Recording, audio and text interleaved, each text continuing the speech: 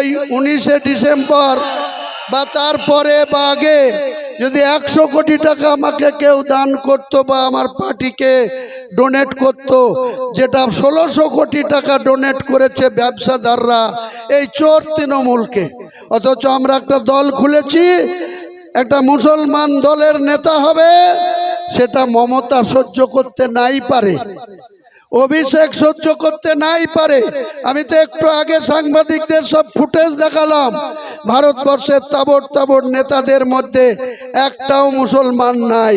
এই দুর্ভাগা মুসলমান, এদেরকে শুধু বিভাজন করে এদের মধ্যে লড়াই লাগিয়ে দিয়ে এদের যাতে প্রকৃত কোনো সত্যিকারের নেতা না হয় তার চক্রান্তে কংগ্রেসও জড়িয়ে আছে, বিজেপিও জড়িয়ে আছে। সকলকে সালাম আলাইকুম। আজকে আমরা 11ই এপ্রিল, তো 11ই এপ্রিল এই যে স্থানে দাঁড়িয়ে আপনাদের সঙ্গে কথা বলছি, কম বেশি আপনারা সবাই জানেন যে 2025 সালের 6ই ডিসেম্বর, যেটা আমি প্রায় 1 বছর আগে 12/12/2024 সালে ঘোষণা করেছিলাম, যেখানে 2019 সালে মহামান্য সুপ্রিম কোর্ট, যেখানে অযোধ্যার বাবরি মসজিদ ছিল, সেই বাবরি মসজিদটা 1992 সালে 6ই ডিসেম্বর মাত্র 5% হিন্দু, উগ্র হিন্দু, ভারতবর্ষে তখন 100 কোটি হিন্দু ছিল, 5 লাখ মানুষ ওই বিজেপির নেতা মুরলী মোহন যোশী আর এল.কে. আদবানির নেতৃত্বে বাবরি মসজিদটা ভেঙেছিল। অনেক উত্তরপ্রদেশের মুসলমান ভাইদের সেদিন জীবনহানি ঘটেছিল, অনেক অত্যাচার সহ্য করতে হয়েছিল। তাদের চোখের সামনে দিনের আলোতে পি.ভি. নরসিংহ রাও কংগ্রেসের ভারতবর্ষের প্রধানমন্ত্রী ছিল, আর এই মমতা ব্যানার্জি বাংলার যিনি বর্তমান কুমিরের কান্না কাটছে, এই মমতা ব্যানার্জি সেদিন পি.ভি. নরসিংহ রাওয়ের মন্ত্রিসভার প্রতিমন্ত্রী ছিল ক্রীড়া ও যুব কল্যাণ দপ্তরের। আপনারা দেখবেন যারা তৃণমূল করছেন বা এলাকার মানুষ প্রতি 6ই ডিসেম্বর আসে, আর মমতা ব্যানার্জি মুসলমানদের বোকা বানানোর জন্য, মুসলমানদের ভোট নেওয়ার জন্য কালা দিবস পালন করে। কালা দিবস মানে কি? যে বাবরি মসজিদটা অন্যায়ভাবে ভাঙা হয়েছে, তাই মমতা ব্যানার্জি মুসলমানদের পক্ষে সেই কালা দিবস পালন করছে।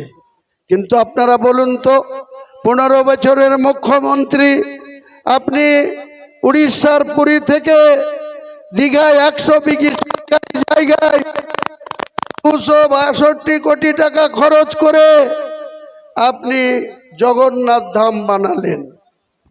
আপনার যদি এত বাবরি মসজিদের সম্বন্ধে দরদ, এত যদি মুসলমানদের প্রতি আপনার ভালোবাসা, তাহলে আপনি কেন এত বছর পরেও, আপনি যখন 2011 সালে মুখ্যমন্ত্রী হলেন, শুধু কালা দিবস পালন করা ছাড়া এই বাবরি মসজিদ এর কথা কোনো দিন কারোর সামনে বলেননি?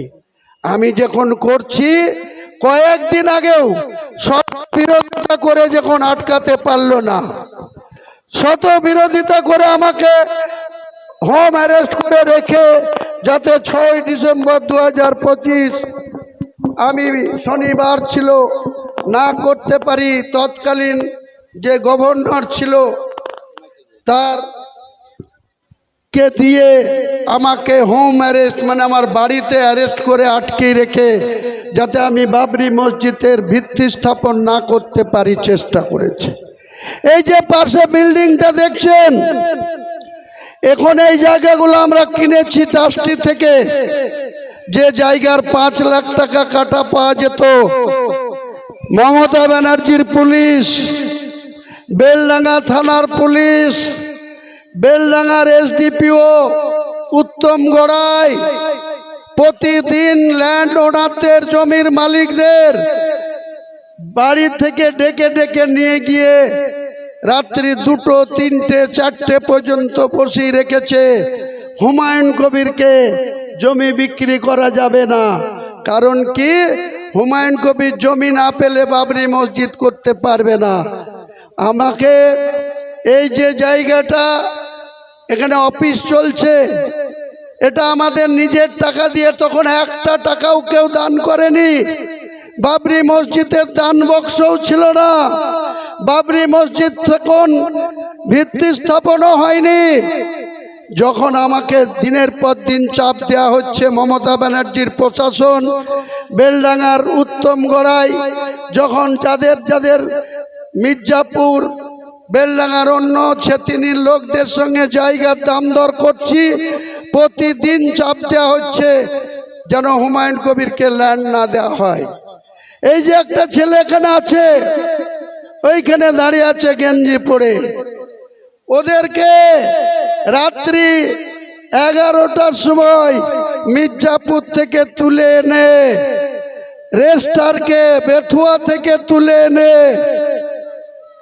ক লাখ টাকা কাঠায় জায়গা কিনেছি ওরাই বলে দেবে, কাগজ কলম বলে দিবে, রেস্ট্রি খরচের যা ফিস জমা দিচ্ছি তাতেই বলে দিবে।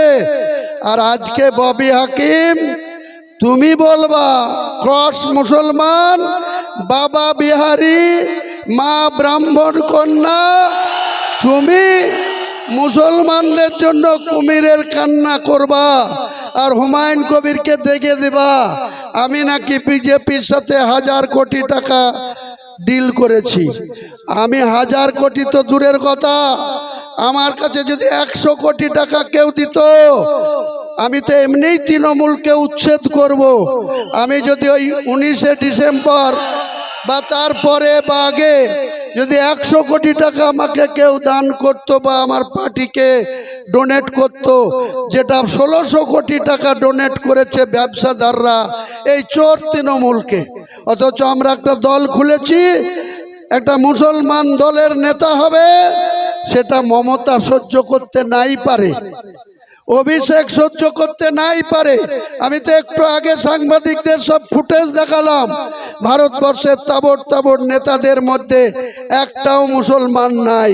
এই দুর্ভাগা মুসলমান, এদেরকে শুধু বিভাজন করে এদের মধ্যে লড়াই লাগিয়ে দিয়ে এদের যাতে প্রকৃত কোনো সত্যিকারের নেতা না হয় তার চক্রান্তে কংগ্রেসও জড়িয়ে আছে, বিজেপিও জড়িয়ে আছে।